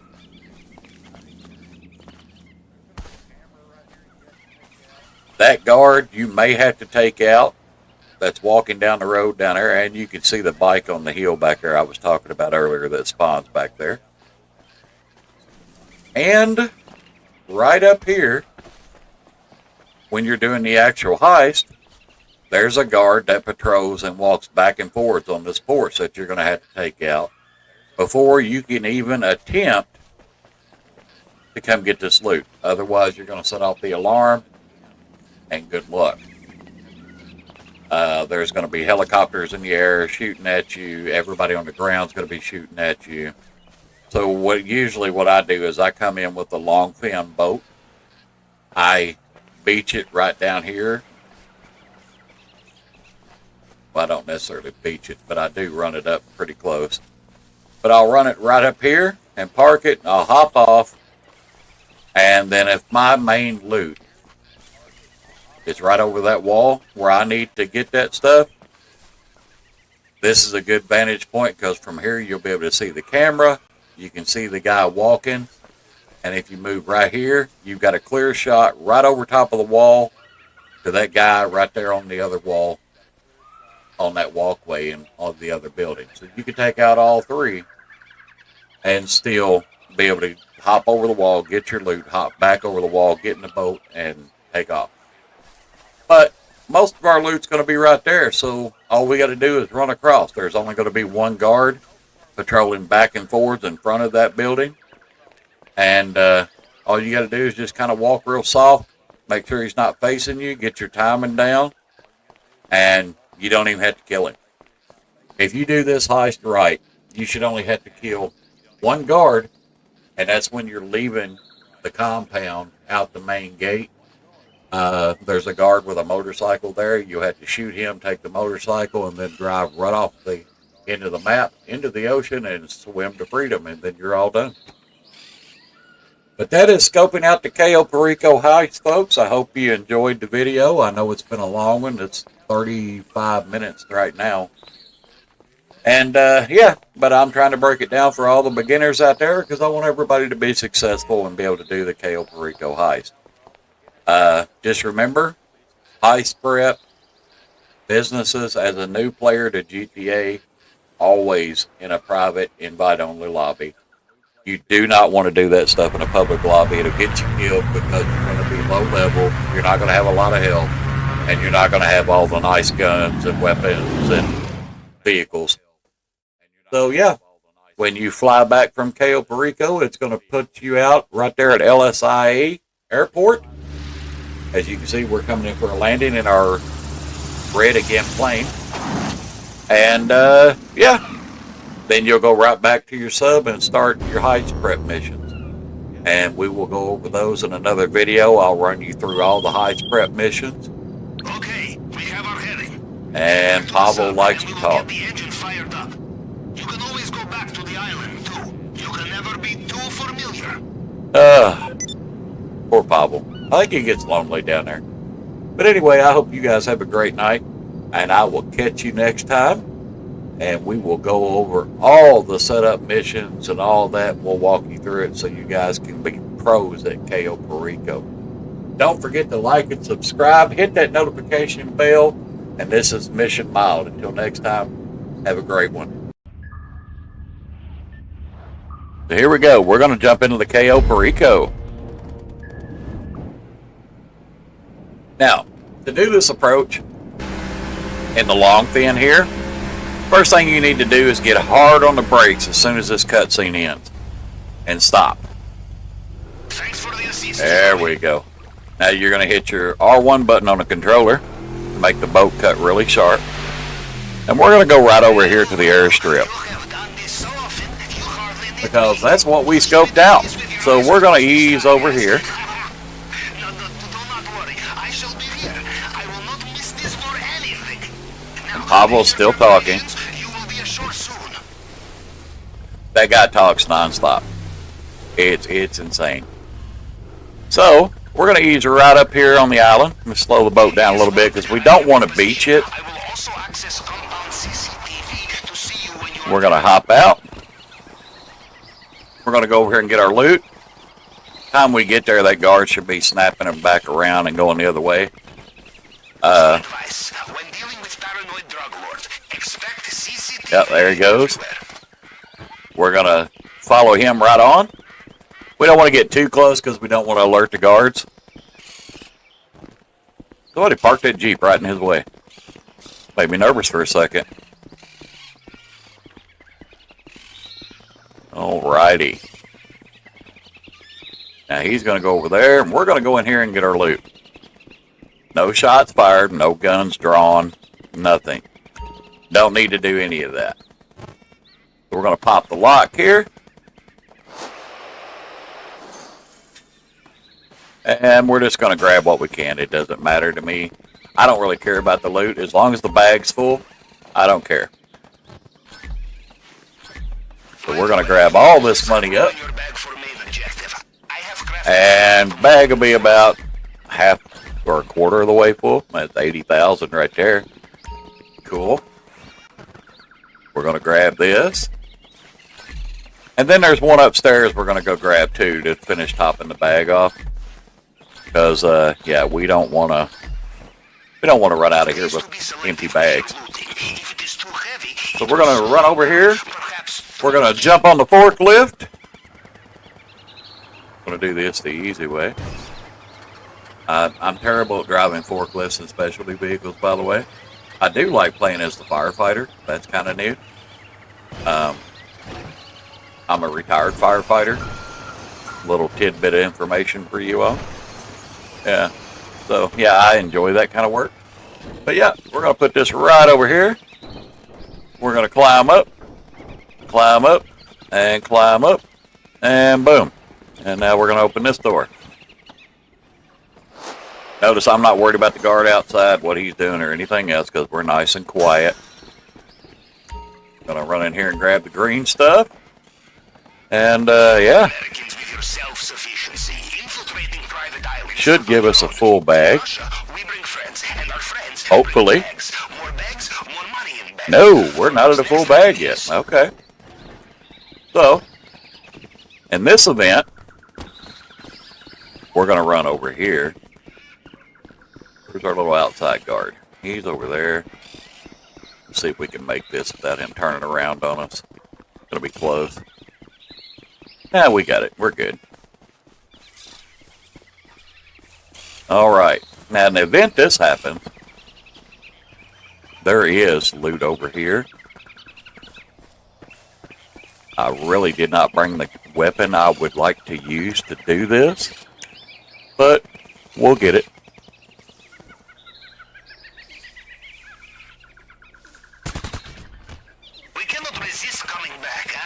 child in candy store, or as we say in Russia, like child breaking into secure compound, huh?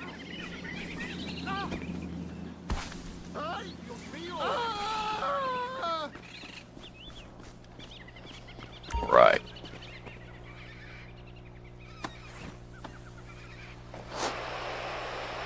Do do do. Do do do. Some people kill the guard over there walking around on the map, but he's far enough away. I'm not going to mess with him. We're just going to hurry up and get out of here. Because I got a boat waiting on me. And, yeah, where we're going right now, I may have to swim pretty far out to get it. Because, yeah, it's probably drifted off some. No, it's right there. We're good. Look at that. We are golden. The boat didn't even move. I'll take it.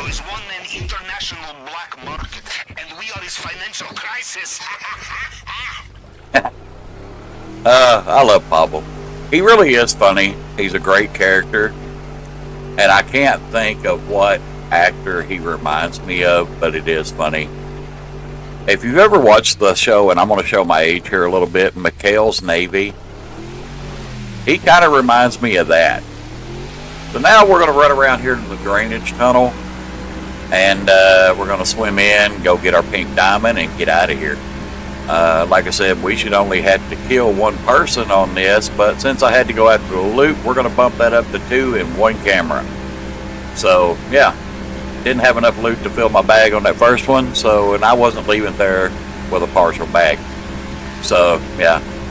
Pop the camera, pop the guy on the crosswalk, hope nobody finds his body anytime soon. But I don't think they will. I agree. I agree, Pablo. We're going to use right around here, and we're going to go in through the drainage grate. We're going to equip our rebreather. Yeah. And now we're going to cut through some bars with the plasma cutter, which is originally what it brought it for, but we're going to use it on chains and whatever else we need. So, and a lot of people run back and forth on these like this, and you can do that.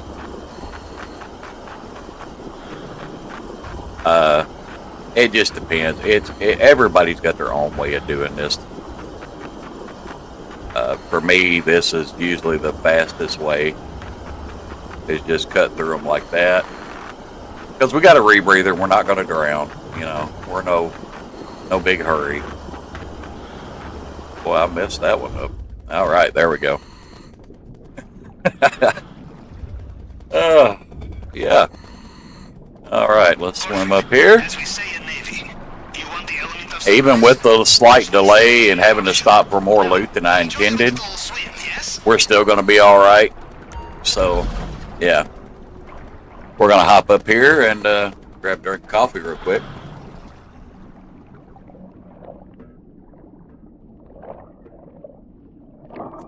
All right, let's get in there.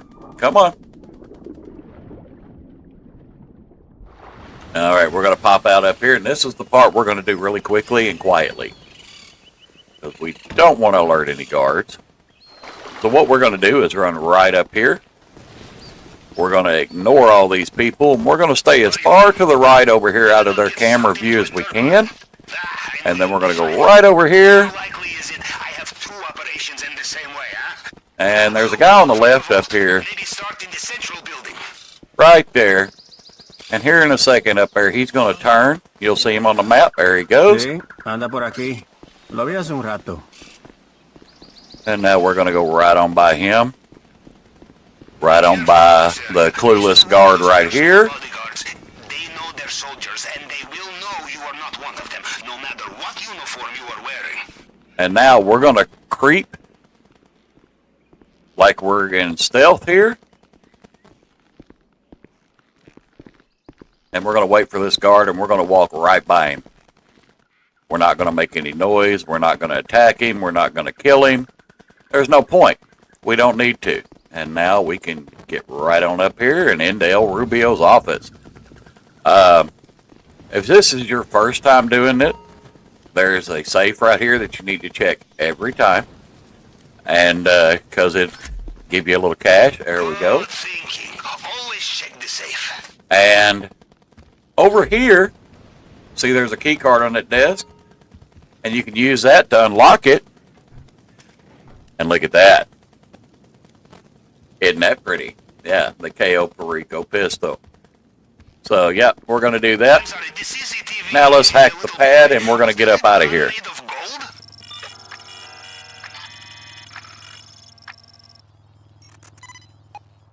Okay, the fingerprint scanner. Time to break out the tool we borrowed from the head of cybersecurity. Remember, it picks up fragments of previous scans. You just have to cycle through them to match the target print. Alrighty, whoop. That one was already right. You find a locked door. In my experience, you can also find the key.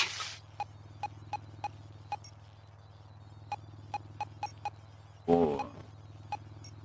There we go. And I'm doing these kind of slow so y'all can kind of get it. What you need to do is start at the top, and that's 1. And then 2. 1, 2, 3. 1, 2, 3, 4. 1, 2, 3, 4, 5. 1, 2, 3, 4, 5, 6. All done. Just count over your spaces. Always to the right. And you're in. No problem. And I'll go in depth and more on that in another video. But yeah, the fingerprint scanner is not an issue. And notice we haven't tripped any alarms. We're not bothering anybody. We're not firing any shots. We're not going in guns a-blazing. We're not going to do any of that. There's no need in it. Now we just got to make sure we don't overheat our glass cutter here. So you want to let it get up to the red bar and let off. Let it cool down. Back up to the red bar. You hold it too long, it overheats. And as soon as it turns red, you want to let off of it. And there you go. Diamond secured. 1.7 million is what we've got. Now we just got to get out of here undetected. And we're not going to get detected until we are already off the island. So that's the game plan. We're going to go right back into crouch mode. You will have to find another way out. And we're going to take that gun off because we don't want to accidentally fire a shot. Heads up, fresh guards inbound. Fresh guards inbound. And we don't care about that because we're going to let them do what they want to do. And all we got to do is be careful right here. It's time for some last-minute shopping before takeoff. And we're going to make sure that guard stays there for a second. And we're out of here. We're going to run straight to the main gate. Ooh. See that guard? Yeah, we don't want to annoy him. Estoy listo para darle. Yep, see, we triggered the alarm, but we're out of the compound now, so it doesn't matter.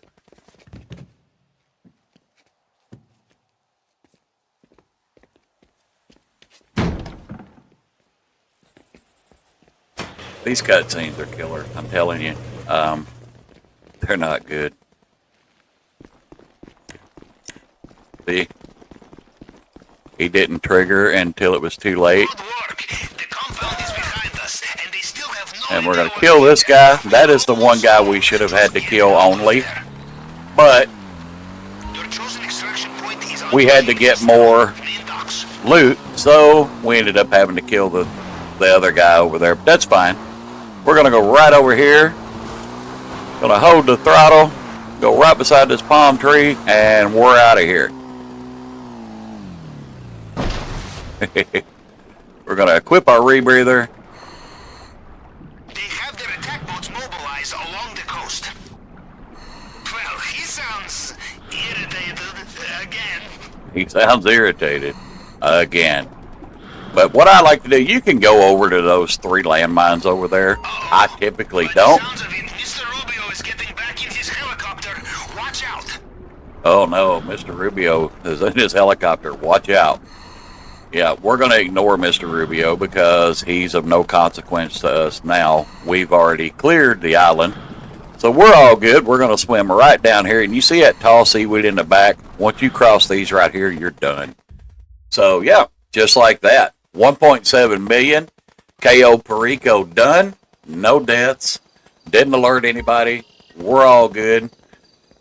And we'll let the cutscene run here in case you haven't ever seen it.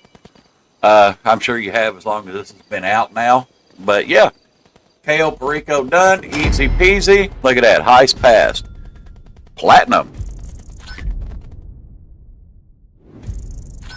Piece of cake. 1.5 million. Get about 1.4-ish. And yep. And we got the Elite Challenge. No hacks failed. Under 15 minutes, full loot bags, and that's me taking my time. That's not speed running. That's not running hard, freaking out, worrying about the time. That's just doing the heist. And once you get it down, it's not hard to do. And I'll be releasing more tutorial videos soon on how to do that, so you don't have to stress over, oh gosh, well, how am I going to ever do this in under 15 minutes? It's not that hard. I'm going to show you the easiest places to scope out so you get all of your loot that you need and make it as simple as possible. 1.555 million. Look at that. Easy peasy.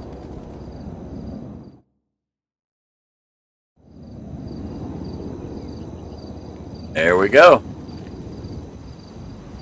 All done. All right, ladies and gentlemen, that is the KO Perico Heist Easy Solo Elite Challenge. As you can see, my buddy Fred back there is all excited about it and can't wait for the next video. So you guys stay tuned. Be sure to like, follow, and subscribe. Hit that notification bell, and we will see you next time here on Mission Wild.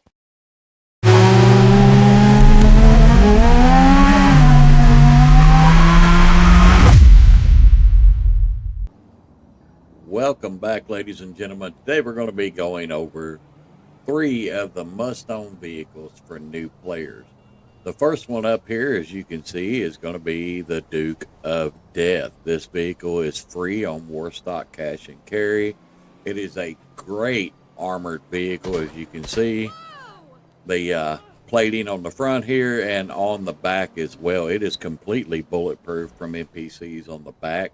And this thing will take up to 6 homing rockets before it is destroyed. That is a lot. This thing is an absolute tank. All new players should be using this vehicle. I mean, it is absolutely great. And the best part is when you're inside the vehicle, you can still shoot out of it. Now, don't get me wrong. There are some angles you can't. Straight behind you, yeah, it's a no-go. But if you're trying to get away or if you're trying to chase down an NPC, no problem. And as I was saying, you can hop on your phone here with the Duke of Death. And if you're needing this vehicle, whoop, there we go. Go to Warstock Cash and Carry. We're going to sort by price, and that's going to bring it right up here. And as you can see, it is free. And the great thing is, if you've got the garage space, you can buy 2 or 3 of these things. So if you need to spawn one in because one gets blowed up, just spawn another one in. I mean, they're free. I mean, why not? When I first started out, I had like 5 of these things. And then when I didn't need 5 of them anymore, I just sold the other 3 off. You don't get any money for it, but it's a free vehicle. You do get about half the money you spend in upgrades. So if you upgrade the engine and all that stuff, which I highly recommend doing as soon as possible, yeah, you'll get half of that money back. So yeah, I've spawned in as many as 5 of these things, or bought as many as 5 of these things. That way, if one gets blown up, I don't have to worry about calling and getting it, insurance claim and all that, and just get another one. So yeah, the Duke of Death is a highly, highly underrated vehicle. This thing's a tank. Like I said, it's going to be one of the best starter vehicles for any new player in GTA 5. Alrighty, ladies and gentlemen, our second vehicle up here is going to be the Armored Kuruma. Now, this vehicle here is not free, but it is one of the better vehicles in the game, especially if you're going to be doing any kind of heist, such as the Bogdan, Casino Heist, or the Doomsday Heist. You're definitely going to need a car that seats 4 and is quick. And let's see down through here. Where's it at? There it is. Alrighty. As you can see, to unlock the trade price, and I haven't done it yet on this account, I don't believe, but to buy it now is $698,000. There's a lot of people that say, oh, well, you need a major weaponized vehicle. Keep in mind, folks, this is for new players. That's it. The Kuruma is going to be all you need as an upgrade to the Duke of Death, because it does seat 4 people. It is very well bulletproof. You can see the glass is pretty bulletproof. It'll take several shots here.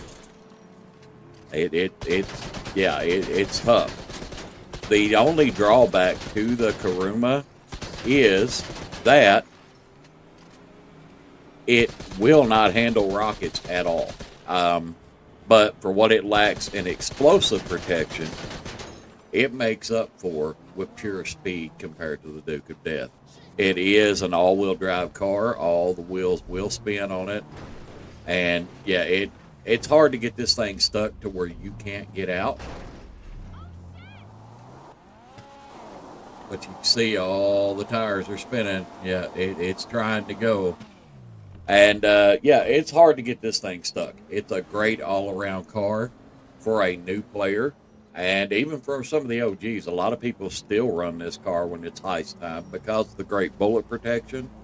And it is 4-seater. So if you've got 4 in your party, you're doing a casino heist, you need to get around quick. This one right here, upgraded. Pretty fast little car. It's really good. And it does a fantastic job. So this one here would be my number 2 pick. I know a lot of people go with the Toreador. And I'll tell you, I'm not one that's going to promote that vehicle because it is $4.2 million for that car. And that's a lot of money when you're just starting out. Now, as you get more money coming in and everything, yeah, you might want to upgrade to this guy.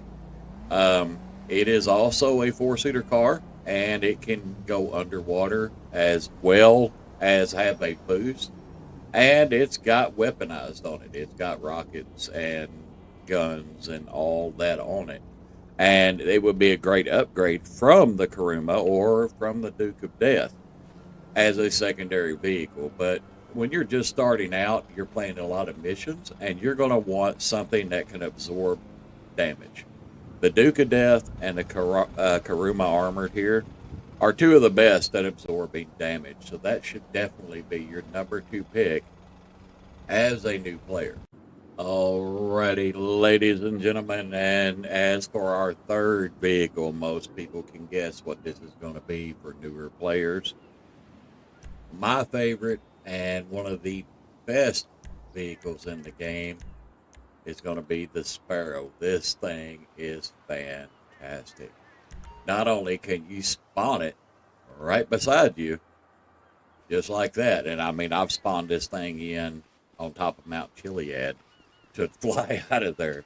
Unlike the Mark II and all that, this thing can spawn right beside you. And as you can see, I don't have either one of these activated.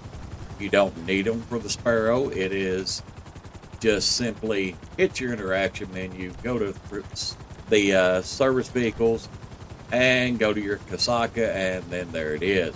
You can request this guy, and he'll pop in right beside you. Now, don't get me wrong. It's going to be a little pricey. It's well over $2 million for this. But as a vehicle that is faster than the Mark II at 170 miles an hour, where the max speed of the Mark II is 130 miles an hour. And the only drawback is it is a little bit bigger vehicle than the Mark II, but it is fast. It's nimble. I love using this thing. It is absolutely fantastic. It is also cheaper than the Mark II. To buy the Mark II right now, unless you have the trade price unlocked, it is currently $8 million. 4 times what this vehicle here is going to cost you. This thing is absolutely great. Not only that, but you get a limited amount of missiles with popular vehicles like the Mark II and the Deluxos out there. This thing has unlimited missiles. It can set and fire all day, doesn't matter. You can even equip it with flares, so if you get locked onto, you can throw your flares and that missile's probably not going to hit you, but it is not a sponge. It will not take a real hard hit from an explosive, but neither will anything else. Your Deluxos, your Mark IIs, all them, one explosion hit, you're done. And this is the same way. But this thing is absolutely fantastic. You can spawn this in where a lot of the times on missions that your other vehicles get put in your garage and you can't access them on some missions like the Mark II. There's missions that you cannot use the Mark II on. You can spawn this guy in right beside you. No problem. It is an absolute beast. Fantastic vehicle. I love this thing. Highly recommend it. And not only that, when you buy the Kasaka sub and you get this Sparrow chopper, not only do you have the best chopper in the game, there is also now opened up the Cayo Perico Heist where you can run solo and start making legitimate money really quickly. This, hands down, is going to be one of the best vehicles. The only rival it really has is probably the Buzzard Attack Chopper, which is, it's okay, but I prefer the Sparrow. It's faster. It's way more nimble. You can get in and out of places on this. I love this thing. It is absolutely fantastic. I use it on all my heist preps and everything. I have a Mark II, and since I bought this thing and started using it, I don't even use the Mark II anymore. The Mark II is very situational now compared to this vehicle because this vehicle beats it in every single way. It is absolutely amazing, and it's 4 times cheaper.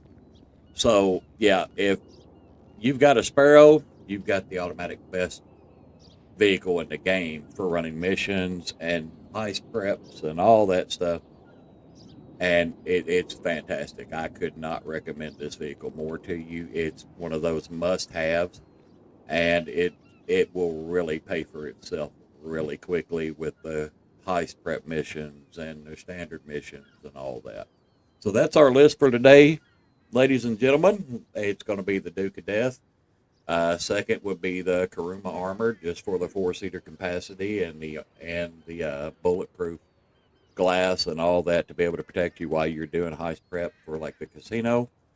But this guy right here is what's going to really make and help your lobby and save you some money, because now you don't have to pay $8 million for a Mark II. So that's our list, ladies and gentlemen. And for you OGs out there, you veteran players, if you can think of good vehicles that they might want to consider, drop them in the comments below, and I will catch you guys next time.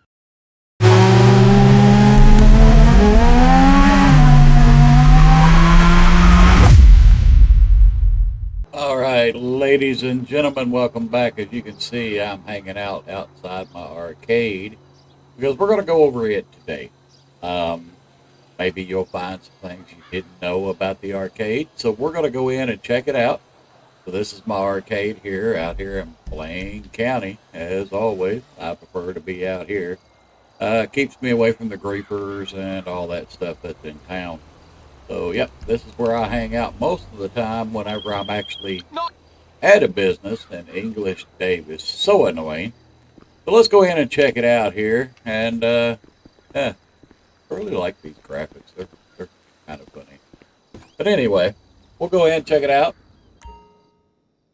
Alrighty, as you can see, we're going to enter arcade here.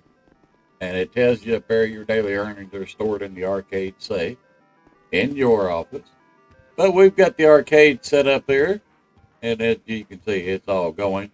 I will tell you one thing. When you set up the arcade, to get money coming in and all that, when you're getting games and stuff like that, you only have to buy actually one game to get the system rolling. I think it's this one right here. That's one of the first ones you get. And that's really all you need.